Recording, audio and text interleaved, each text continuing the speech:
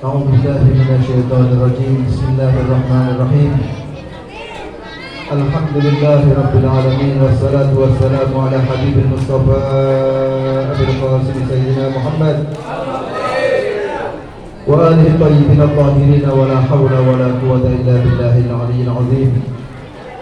اللهم بحق سيدنا محمد وآل سيدنا محمد عليك صل على سيدنا محمد وآل سيدنا محمد وارزقنا ووالدينا وأزواجنا وأولادنا وذرياتنا من بعدنا حب سيدنا محمد وآل سيدنا محمد. اللهم أحينا على ذلك وأمتنا على ذلك واحشرنا في زمرة من أحب سيدنا محمد وآل سيدنا محمد مع سيدنا محمد وآله يا كريم. السلام عليك أيها النبي ورحمة الله وبركاته. السلام علينا وعلى عباد الله الصالحين. السلام عليكم ورحمة الله وبركاته. Alhamdulillah, segala puji bagi Allah SWT. Rasa terima kasih kita kepada Allah Subhanahu wa Ta'ala yang telah memberikan kepada kita begitu banyak nikmatnya. Banyak gak nikmat yang diberikan Allah pada kita? Banyak gak doa kita, permintaan kita kepada Allah? Belum tentu sebanyak nikmat yang diberikan. Kita berdoa kepada Allah 1, 2, 3, 4, 5, 10 paling pol satu hari. Ya, urusannya paling ya urusan itu aja. Tuh, urusan apa? Duit, ya Allah, duit, ya Allah, duit, ya Allah, duit. Padahal begitu banyak nikmat yang diberikan oleh Allah yang kalau dinilai dengan duit gak akan terhitung. Uang yang diberikan oleh Allah pada kita kalau dilupakan dalam duit. Ya. Betapa banyak orang yang saat ini sedang di rumah sakit, ongkos yang dikeluarkan ratusan juta. Tapi kita sudah memperoleh kita secara gratis saat ini. Ya, kalau kita dihitung, diangkakan seluruh yang ada tubuh kita ini, kita mungkin baru sadar ternyata saya kaya ya.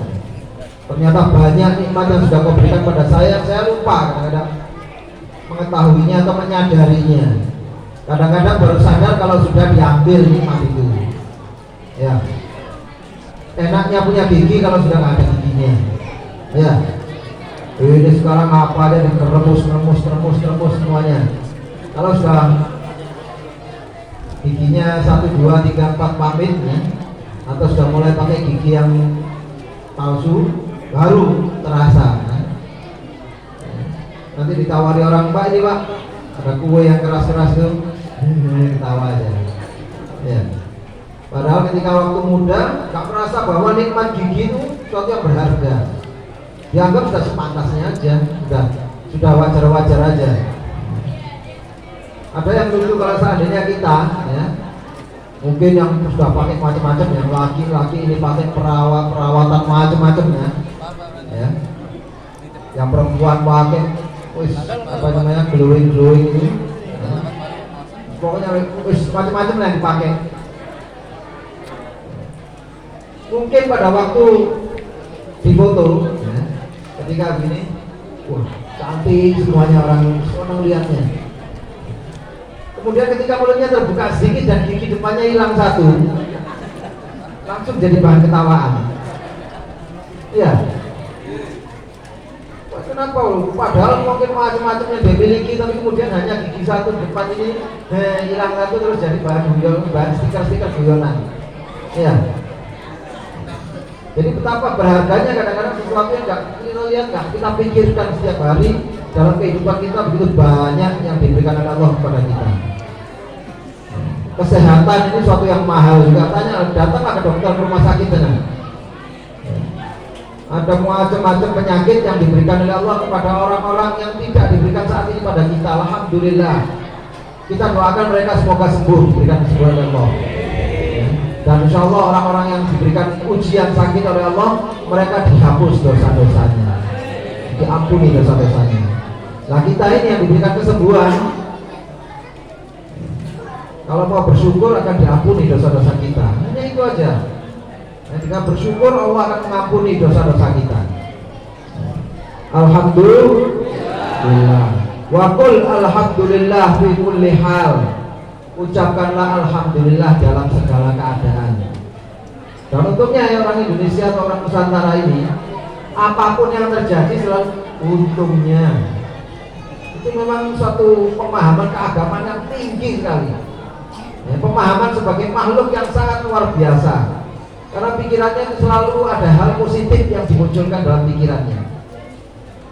Jatuh, luka, aduh, kaki saya luka, untungnya kepalanya nggak kena, untungnya apa saja masih ada untungnya.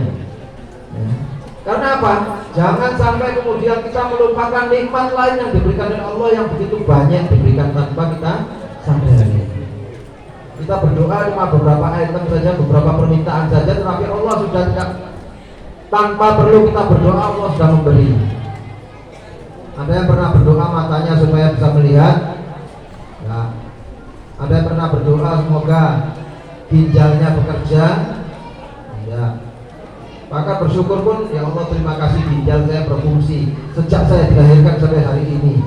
Kerja terus kita hari itu. Kita tidur pun ginjal terus bekerja, jantung kita bekerja, nggak ada yang berhenti. Pembuluh darah kita lancar semuanya berjalan, nggak ada yang stop tanpa kita berdoa kepada Allah. Kalau seandainya Allah meminta semua tubuh kita ini atau diri kita ini harus didoakan lebih dahulu baru bekerja, sudah mati duluan. Gak sempat hidup lama ya. Karena memang tahu kita banyak kita lupa untuk bersyukur kepada Allah, untuk meminta kepada Allah, dan Allah sudah memberi tanpa kita minta. Terima kasih ya Allah, alhamdulillah ya Allah. Dan ada hal yang lebih besar lagi ya, nikmat yang diberikan Allah kepada kita lebih besar lagi adalah dijadikannya kita sebagai umat Rasulullah Sallallahu Alaihi Wasallam. Itu juga satu nikmat, dan sering juga kita anggap sepele saja. Padahal Nabi Musa atau nabi-nabi yang lain ingin menjadi umatnya Nabi Muhammad, ingin. Karena apa? Begitu banyak nikmat yang diberikan pada, keutamaan-keutamaan yang diberikan kepada umatnya Nabi Muhammad Sallallahu Alaihi Wasallam. Alhamdulillah. Ngapunten di sini ada ulama-ulama di antara kita ya, lagi dari Nahdlatul Ulama, dari level manapun lah. Tapi paling tidak insya Allah semoga mereka semua, dan mungkin saya akan sebutkan satu-satu ya, semoga semuanya adalah orang-orang yang mencintai Rasulullah dan dicintai Rasulullah. Karena itu sudah puncak. Kita jabatan apapun di dunia nggak akan manfaat kalau tidak dicintai Rasulullah, nggak akan manfaat. Kita berharap semoga Rasulullah mencintai kita, semoga kita termasuk orang yang mencintai beliau, dan paling tidak dengan kita mengikuti berbagai kegiatan-kegiatan ini menunjukkan kecintaan kita kepada beliau ya. Jadi alhamdulillah ini ada ustadz-ustadz, kiai-kiai, tokoh-tokoh masyarakat di dapur 12. Ini saya ingat, saya kesini pertama itu tahun 96 misalnya. Tahun 96 dulu diajak sama di PT, saya di PT Kyocera dulu ada acara kalau nggak salah pesantren Al-Hikmah Ustadz Didi Suryadi, Allah yarham. Posisi sederhana saya juga nggak ingat waktu itu, tapi pernah sama-sama berjalan masuk di pesantren dulu ya, ngobrol-ngobrol dengan Ustadz Didi. Artinya sudah dari berapa tahun, tahun 96 sampai sekarang berapa tahun? 4 tahun tambah 27 tahun. Dan mungkin bahwa waktu dalam sini zaman dahulu ya kita tahu sendiri ya, dapur 12 itu mungkin ya kalau perjalanannya ini ya bukan tempat jin buang anak lagi ya, tempat jinnya melarikan diri ya, berapa corah jinnya melarikan diri ke sini ya. Saking jauhnya kalau dari kota Batam dulunya ya.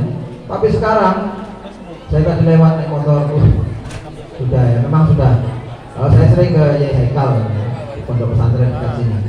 Tapi itu ya karena biasanya pakai dijemput, jadi tidak begitu perhatikan jalan. Tapi tadi naik motor sama istri berdua, mengingat masa-masa lalu. Ya. Dan mungkin saya masih pengantin baru juga kok. 28 tahun. Alhamdulillah, baru berapa tahun. Semua orang punya pengantin baru, tergantung cara pandangnya. Ada yang baru 1 hari, baru 1 bulan, baru 1 tahun, ada baru 10 tahun.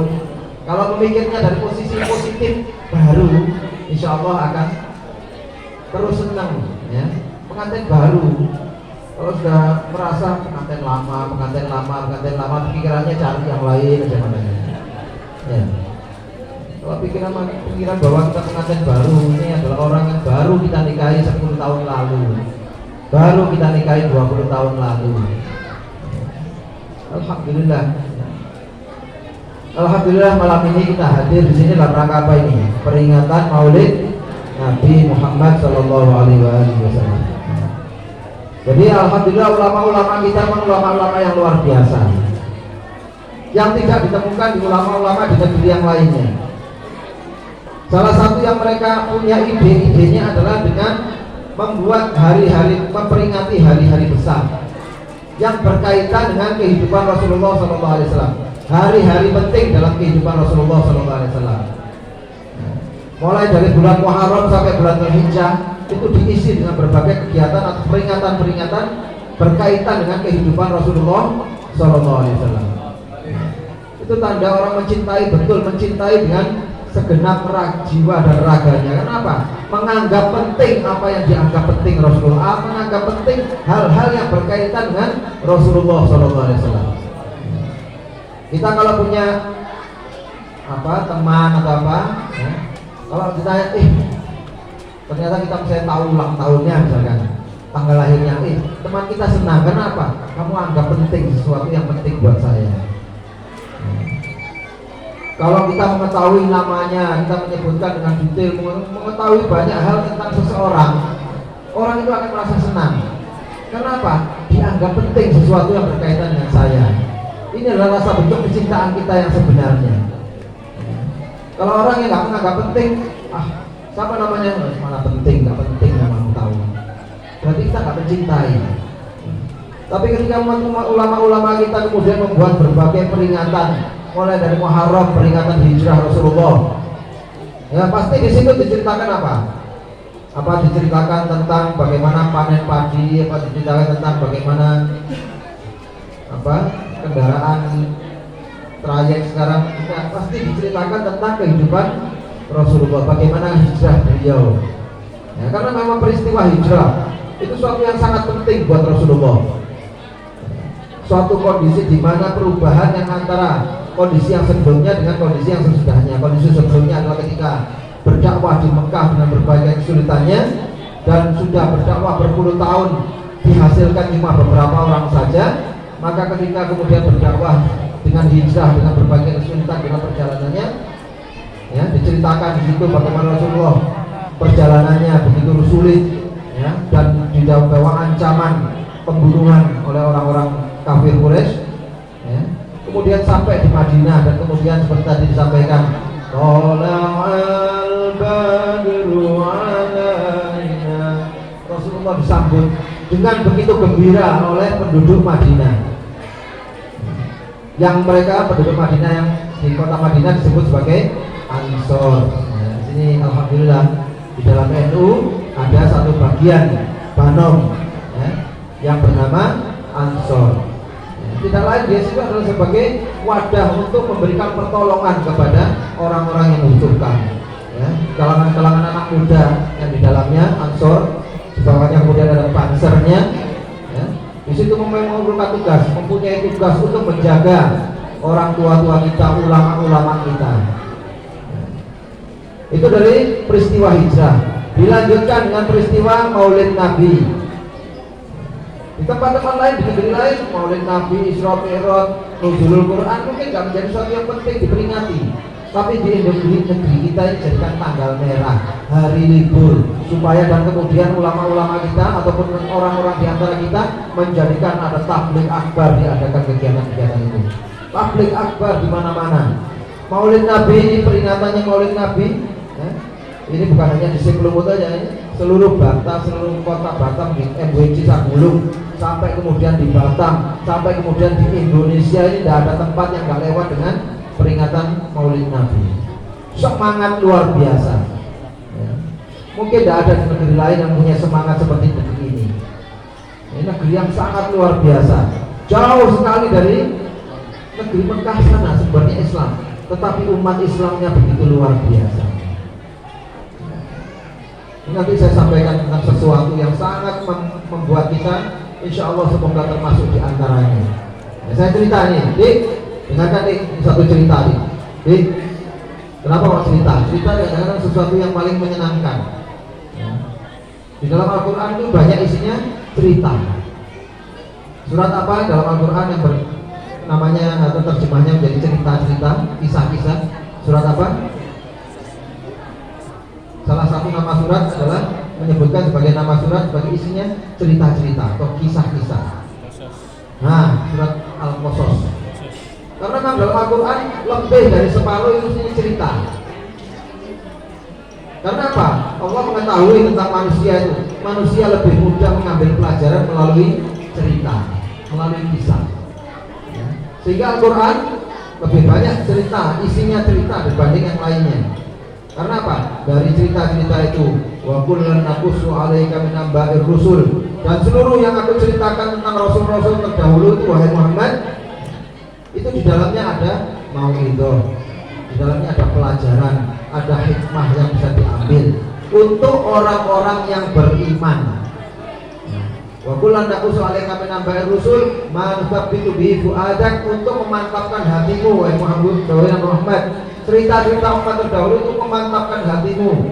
Begitu juga dengan kita saat ini. Cerita-cerita tentang Rasulullah untuk memantapkan hati kita, memantapkan kecintaan kita kepada beliau. Wajah bihadil haq wa mau'izatan wa dzikra lil mu'minin, dan itu semua dijadikan sebagai mau'izah dan peringatan untuk orang-orang yang beriman. Karena apa? Yang dapat mengambil manfaat dari cerita yang tentang kehidupan Rasulullah atau tidak Rasul-Rasul terdahulu hanya orang yang beriman. Kita sebagai manusia umumnya itu memang lebih menyukai cerita. Saya yakin ibu-ibu yang ada di sana itu, bapak-bapak yang ada di sini, kalau anak-anaknya mungkin baru mendengar ya, cerita tentang kancil. Kapan diceritakan tentang kancil? Kancil makan timun, ya. Saya yakin ibu-ibu, bapak-bapak dulu waktu kecil mungkin seperti didongengi. Ya, dongeng di situ sampaikan tentang cerita, dan sampai saat ini cerita itu tetap ada dalam kepala kita. Ya, sesuatu yang luar biasa. Padahal yang lain-lainnya belum tentu. Mungkin dulu SD dulu ada pelajaran matematika, sekarang udah lupa karuan. Tidak ada bekasnya sama sekali. Tapi cerita sampai sekarang masih membekas. Nah, ini cerita Rasulullah ya, berkaitan Rasulullah ya, dan mungkin semoga nanti kita menjadi salah satu yang diceritakan oleh Rasulullah. Dalam satu perjalanan, dengarkan ya, dengarkan. Siapa tahu nanti kamu termasuk di orang yang termasuk di sini ya. Jadi diceritakan bahwa Rasulullah dalam satu perjalanan, beliau kalau perjalanan di sana kan di padang pasir ya, rata-rata padang pasir. Di Arab tuh padang pasir, kalau di sini negeri kita Indonesia ini ya, itu adalah gambaran surga. Kenapa? Di padang pasir sana, kalau kita menggambarkan Al-Quran, dalam Al-Quran tentang surga, gambarannya ya seperti yang ada di negeri kita ini. Jadi insya Allah negeri kita, Jamrut Kasulistiwa ini adalah merupakan bagian dari surga yang diturunkan ke dunia. Kalau coba diceritakan apa? Surga itu ceritanya apa? Ya. Ada sungai mengalir di sini. Wah, di Indonesia jangan tanya sungai mengalir ya. Ada bening, ada yang budak. Budaknya karena kotor dan orang zaman sekarang mungkin banyak polusinya. Aslinya adalah bagaimana sungai yang bening. Kita tidak jauh-jauh lah. Di muka kuning sana ada. Ya. Air sungainya bening mengalir. Kemudian buah-buahan. Kalau sedang panen musim mangga, ini kampung-kampung di sini wis gelantongan tok lah. Tahu gelantongan, bergelantungan ya, mangga-mangga yang ada ataupun buah-buah yang lainnya. Jadi gambaran surga itu gambarnya seperti itu. Sungai yang mengalir, di bawah sungai mengalir, di bawahnya ada sungai mengalir, kemudian ada buah-buahan, macam-macam yang keindahan seperti itu digambarkan. Nah, insya Allah negeri kita itu termasuk salah satu bagian dari surga yang diturunkan Allah ke dunia. Makanya harus kita jaga. dari orang-orang yang mau merusaknya. Harus dijaga. Tugas kita sebagai seorang manusia yang telah dititipi oleh Allah, ini nikmat kamu, negeri yang cantik ini, yang luar biasa ini, yang subur ini, kamu harus menjaganya, ya. Jangan kemudian ikut merusak. Kita mungkin di sini ada pantai, kita jaga kebersihannya pantai ini, ya. Kalau ada hal-hal yang mungkin mengganggu, merusak pantai ini, ya kita harus perbaiki, jangan sampai rusak pantai ini. Nanti suatu saat kalau sudah rusak, yang rugi ya kita sendiri. Zaharul fasad fil barri wal bahr bima kasabat aydin nas. Sudah mulai banyak kerusakan yang disebabkan oleh tangan-tangan manusia. Jangan kita termasuk dalam tangan-tangan manusia yang merusak itu, ya. Kita harus bagian yang menjaga. Jadi Rasulullah dalam perjalanan padang pasir, di padang pasir pada waktu itu, dan di padang pasir adalah air ini satu yang sangat berharga, ya. Air. Kalau di sini, wah saat ini mungkin sudah banyak air. Dan mungkin kita mungkin ya, kalau di sana itu hujan setahun sekali itu sudah lumayan, ya. Kalau di sini, ya. Kemudian ada banjirnya itu karena memang kelakuan kita sendiri, ya. Aslinya hujan rahmatan untuk kita semuanya. Tetapi karena kemudian banyak hal yang kita lakukan merusak, akhirnya hujan yang tadinya diharapkan mendapat menjadi suatu kebaikan untuk kita malah bisa menimbulkan kerusakan. Karena apa? Ya karena sistemnya yang kita rusak. Pohon-pohon yang ada kita tebang, akhirnya pohon-pohon yang harusnya menyimpan air hujan menjadi mencegah tanah longsor, akhirnya menjadi hilang dan kemudian jadilah banjir, longsor dan lain-lainnya. Itu juga karena kita tidak menjaga. Jadi air tadi yang dalam perjalanan Rasulullah begitu berharga. Ketika itu masuk waktu subuh, beliau bertanya pada sahabatnya, siapa yang punya air untuk apa? Digunakan untuk berwudu. Setelah ditanya, ada yang punya air, hanya ada yang punya wadah air sedikit, ya, kirbah namanya. Kirbah itu tempat nyimpan air, mungkin dari kulit unta atau dari apa, ya, dari bahan kulit untuk nyimpan air dalam perjalanan. Itu tinggal sedikit. Ya, kemudian Rasulullah mana ada sisa air, datanglah dibawakan air kecil sedikit tadi itu. Kemudian Rasulullah minta satu wadah, bahasa sekarang ember, ya, panci atau ember. Setelah itu kemudian Rasulullah memasukkan jarinya ke dalam wadah itu. Di dalam isinya air sedikit. Kemudian dari sela-sela jari Rasulullah keluarlah air, memancarlah air. Jadi sela-sela jari Rasulullah. Mukjizat Rasulullah. Sahabat melihat itu semua, melihat ya Allah luar biasa ini. Ya. Kemudian mereka diberitahu Rasulullah, panggil Bilal, suruh mereka semua berwudu dengan air yang memancar dari tangan jari-jarinya Rasulullah. Ya, di dalam embernya terus mereka berwudu dari situ sampai selesai semuanya. Bahkan sahabat-sahabat ini ada sebagian yang minum. Ini lebih dari air zam-zam ini, ya. Apalagi dari naranya, ya, jelas jauh, ya. Ya. Air yang keluar dari tubuhnya Rasulullah ini.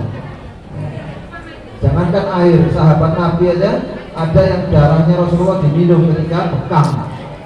Ya. Kalau sedikit cerita tentang orang yang bekamnya, Rasulullah suatu saat pernah berbekam. Ini ada yang sudah bekam, ya, tahu ya bekam, ya.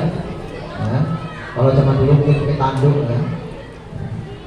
Berbekam, kemudian dikeluarkan darah, ya. Setelah darahnya itu kemudian masukkan ke wadah, diminta Rasulullah, tolong sahabatku buang di tempat yang nggak kelihatan orang. Setelah buahnya, udah oleh sahabat itu dibawa. Udah lama sahabat kembali. Sudah kamu buang? Sudah ya Rasulullah. Di mana? Di perut saya. Artinya diminum, kan? Rasulullah kaget, ya Allah, kamu minum cara bekamnya itu, kan? Kenapa kamu minum? Ya Allah, ini merupakan suatu keistimewaan buat saya mendapatkan kesempatan seperti ini. Dah, saya nggak punya apa-apa. Saya punya hanya ingin sesuatu saja dari Engkau ya Rasulullah. Itu karena kesempatan ini ada darahnya, saya minum. Saya simpan di dalam perut saya. Rasulullah mengatakan, ya alhamdulillah, berarti kamu insya Allah tubuh yang dimana ada darahku mengalir di situ insya Allah tidak akan masuk neraka. Itu saking kecintaannya sahabat kepada Rasulullah SAW sampai darahnya dengan air tadi, darahnya ya sampai mau diminum, bukan kemudian itu menjadi suatu kebiasaan atau suatu yang halal. Tidak, ini kekhususan buat Rasulullah. Jadi minum air tadi, dan minum semuanya sahabat sholat. Setelah bersolat kemudian Rasulullah memandang pada sahabatnya, bertanya pada sahabat, Sahabat-sahabatku, ada gak yang tahu kalian siapa yang paling mengagumkan imannya? Orang yang paling mengagumkan imannya, kalian tahu gak kalian? Ajabuhum imana. Siapakah orang yang paling mengagumkan imannya? Hadis ini diriwayatkan berkaitan dengan di dalam surat Alif Lam, di dalam surat Al-Baqarah. A'udzubillahi minasyaitonir rajim. Bismillahirrahmanirrahim. Alif Lam Mim, dzalikal kitab la raiba fihi hudan lil muttaqin alladzina yu'minuna bil ghaib. Jadi dalam tafsir Darul Mansur ini kemudian diceritakan berkaitan dengan alladzina yu'minuna bil ghaib. Setelah itu Rasulullah setelah bertanya pada sahabat, siapa? Kalian tahukah siapa yang paling beriman di antara yang imannya paling mengagumkan? Maka kemudian sahabat menjawab, malaikat ya Rasulullah, malaikatlah yang paling mengagumkan imannya. Mereka tidak pernah bermaksiat kepada Allah, mengagumkan imannya. Rasulullah mengatakan, bukan jawaban yang paling benar. Bagaimana malaikat tidak beriman kalau mereka ini adalah makhluk yang diciptakan oleh Allah sebagai makhluk yang beriman kepada Allah, sebagai makhluk salah satunya mungkin yang menerima wahyu dari Allah kemudian disampaikan ke Rasulullah. Artinya sudah sepantasnya malaikat itu beriman. Karena apa? Nah, seperti itu hubungannya dengan Allah. Sudah pantas lah. Sudah pantas beriman kepada Allah. Bukan sesuatu yang istimewa. Karena dia sudah posisinya seperti itu, dekat dengan Allah, ya pasti beriman pada Allah. Apalagi kalau dia mendapatkan tugas-tugas khusus dari Allah.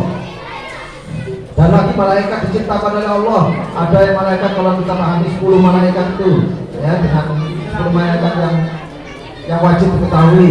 Kemudian di situ ada malaikat yang diciptakan oleh Allah sejak diciptakan sampai kiamat nanti dalam keadaan bersujud.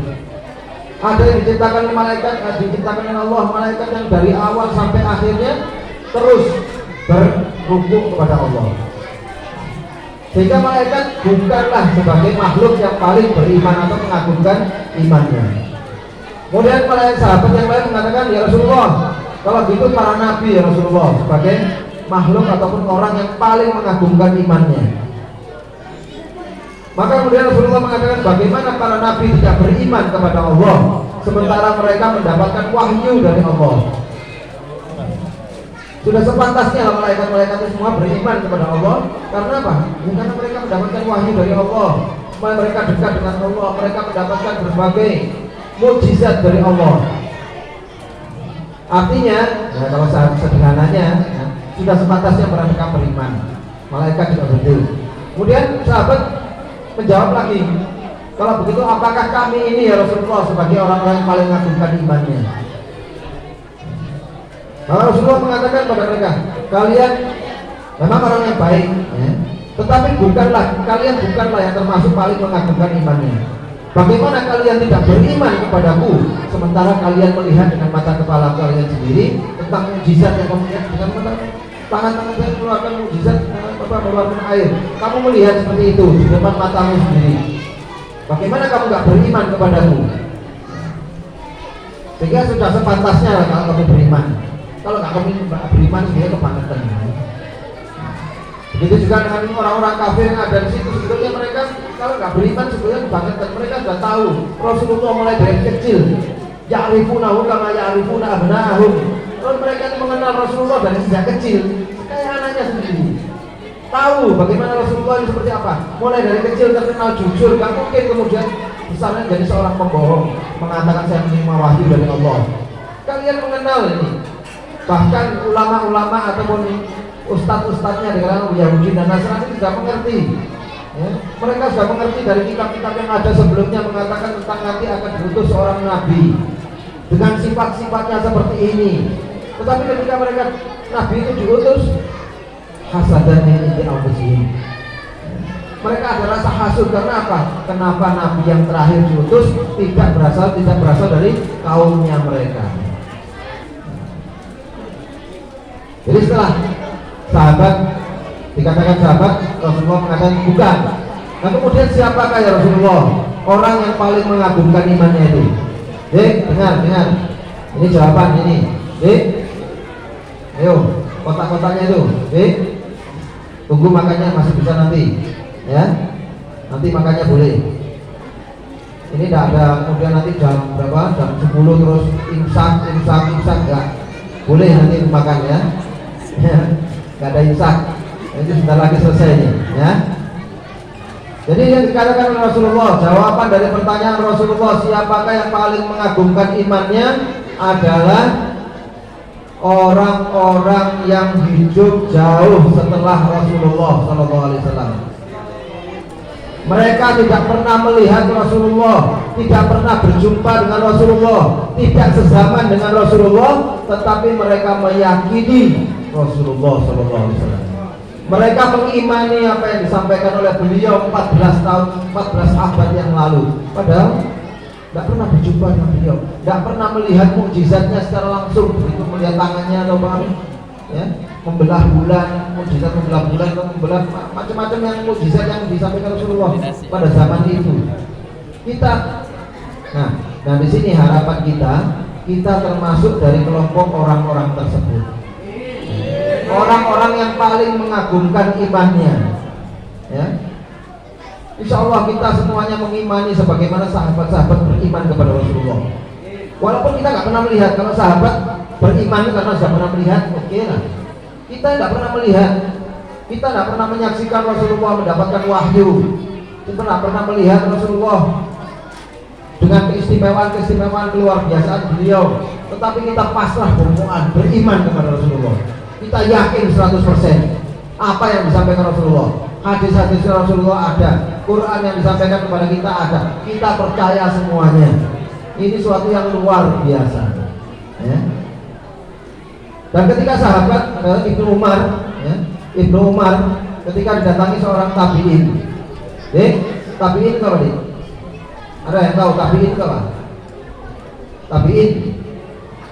Saya sebenarnya kalau tausiah, kalau seandainya tahu seperti ini banyak anak-anak ini, saya bawa buku, saya hadiahkan untuk pertanyaan-pertanyaan. Tapi saya nggak tahu, kalau saya pikir kegiatannya kegiatan mauludan biasa, ya. Nanti kapan-kapan nanti kalau saya datang lagi mungkin saya bawakan buku-buku sebagai hadiah untuk yang jawab pertanyaan.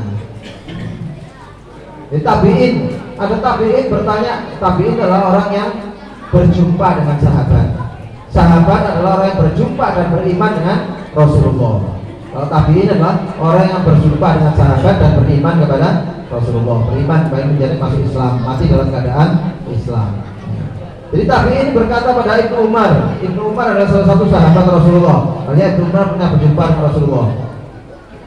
Wahai Ibnu Umar, betapa beruntungnya engkau telah berjumpa dengan Rasulullah, ya, bertemu dengan Rasulullah, memandang Rasulullah, bersentuhan dengan Rasulullah. Ya, itu merupakan satu keberuntungan yang luar biasa seandainya kami ini mendapatkan kesempatan yang sama. Tetapi ya karena memang tidak mungkin, ya, Rasulullah sudah wafat lebih dahulu, kita tidak sama dengan beliau. Maka mengatakan pada Ibnu Umar, betapa beruntungnya engkau yang Ibnu Umar. Tapi kemudian Ibnu Umar berkata kepada mereka ini, orang-orang ini, hei para tabiin, maukah kalian mendengarkan sabda Rasulullah SAW? Mau sekali ya Allah. Rasul, terima kasih. Monggo sampaikan sabda Rasulullah. Saya ingin sekali mendengarkan sabda dari Rasulullah yang kau dengar dari Rasulullah. Kemudian ya dengarkanlah, ya. Rasulullah bersabda kepadaku, betapa beruntung, tuba. Betapa beruntung orang yang berjumpa dengan aku dan beriman kepadaku. Artinya para sahabat. Betapa beruntung orang yang berjumpa dengan aku, kata Rasulullah, dan beriman kepadaku. Itu sangat beruntung orang itu. Tetapi kemudian Rasulullah menyambung, ini diriwayatkan dari Ibnu Umar, tuba, artinya beruntung 7 kali Rasulullah mengatakan beruntung kepada orang yang tidak berjumpa dengan aku, tapi dia beriman kepadaku. Jadi kita dianggap, disabdakan Rasulullah sebagai orang yang beruntung 7 kali. Karena apa? Kita tidak pernah berjumpa dengan Rasulullah, tapi kita beriman kepada Rasulullah. Itu adalah iman yang paling mengagumkan. Dan ini yang terakhir bagiannya, ya, ini satu sangat penting ini. Rasulullah rindu kepada ikhwani. aku rindu pada saudara-saudaraku. Para sahabat bertanya, Rasulullah, apakah kami ini sahabat-sahabat? Apakah kami inilah saudaramu ya Rasulullah? Rasulullah mengatakan, bukan. Kalian adalah sahabatku. Ikhwani, saudara-saudaraku adalah orang yang datang jauh setelah aku. Mereka mengimani aku walaupun tidak pernah berjumpa dengan aku. Semoga kita termasuk ikhwannya Rasulullah SAW. Saudaranya Rasulullah. Kurang apa kalau kita jadi saudaranya Rasulullah? Jadi bagaimana kita supaya menjadi saudaranya Rasulullah? Ya kita mencintai beliau. Bagaimana cara kita mencintai beliau? Ya kita mengenal beliau. Bagaimana cara kita mengenal beliau? Ya kita baca sejarah hidup beliau. Di kitab-kitab Maulid itu ada dibaca. Ya, disebutkan tentang riwayat hidup Rasulullah Sallallahu Alaihi Wasallam. Kita baca sirah Nabi, kita baca Maulid Nabi. Di situ ceritanya tentang Rasulullah. Lalu kemudian kalau dikatakan, saya kan nggak ngerti. Apakah manfaat orang yang hadir dalam satu majelis kemudian tidak mengerti apa yang disampaikan dan kemudian ya sudah selesai, penting saya datang majelis selesai. Apakah saya akan mendapatkan manfaat sebagaimana orang yang datang yang mengerti? Ya. Makanya kita tahu disampaikan dalam hadis Rasulullah, ya secara singkat saja, ya, bahwa Allah punya malaikat yang setiap hari patroli, setiap saat patroli mencari di mana ada majelis ilmu, majelis zikir. Setelah berjumpa majelis ilmu, majelis zikir, maka Allah kemudian malaikat tersebut akan duduk di situ dan memuliakan semua orang yang ada di situ dengan meletakkan sayapnya untuk diduduki oleh orang-orang itu. Orang-orang yang menuntut ilmu, orang-orang yang berzikir. Secara ringkas adalah kemudian dikatakan bahwa Allah mengampuni semua orang yang hadir di dalam majelis zikir itu. Ketika mereka meminta kepada Allah untuk dimasukkan surga, Allah mengabulkan permintaannya. Ketika mereka memohon perlindungan supaya diselamatkan dari neraka, Allah mengabulkan permintaannya. Dan kemudian Allah mengatakan bahwa semua yang hadir di situ, aku ampuni dosanya, aku kabulkan semua harapannya.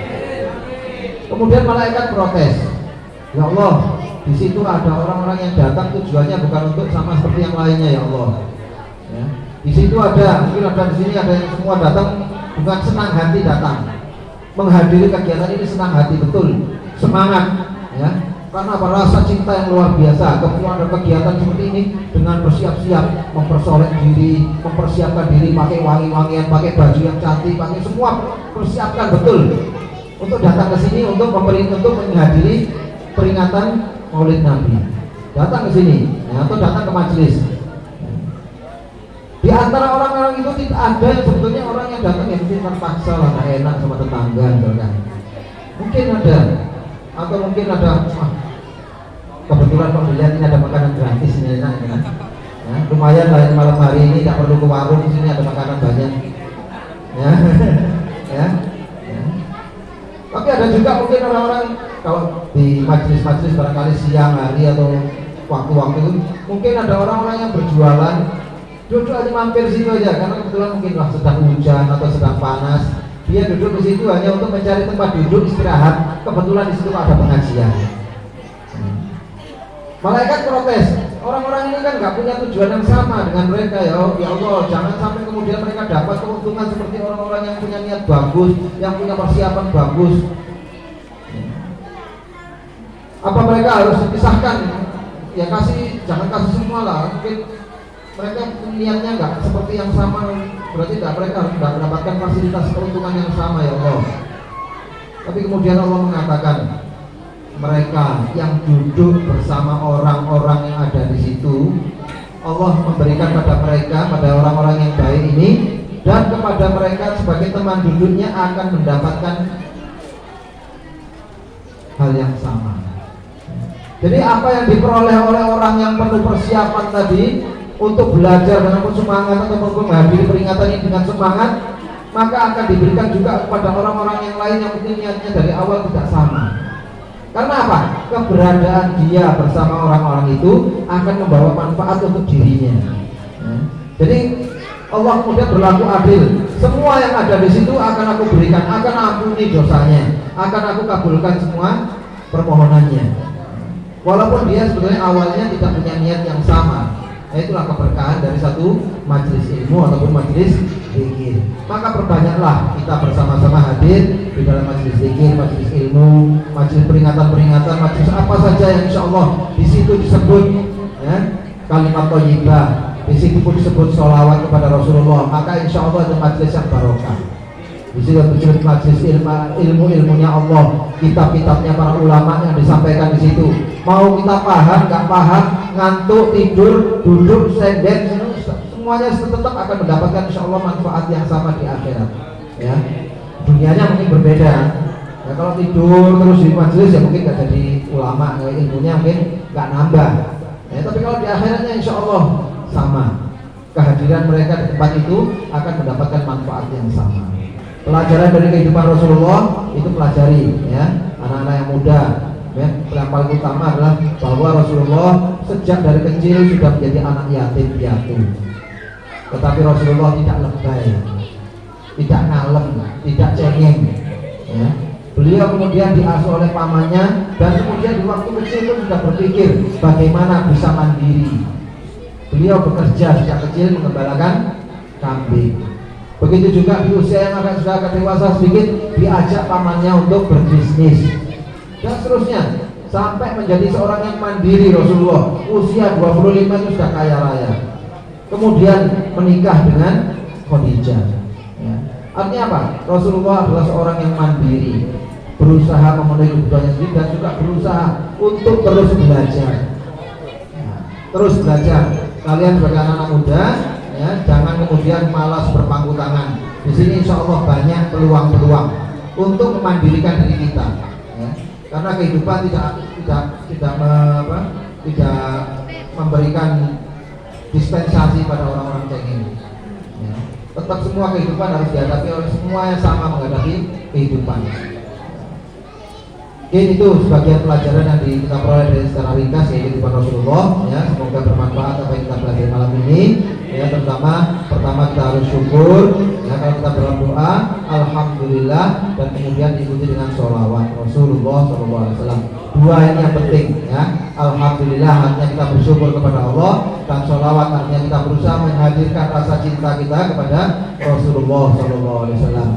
Semoga dengan dua hal ini kita akan selamat di dunia dan di akhirat, insyaallah. Saya kira kurang lebihnya saya sampaikan. Saya mohon maaf. Wallahu muwaffiq ila aqwamit ihdinas siratal mustaqim. Wassalamualaikum warahmatullahi wabarakatuh.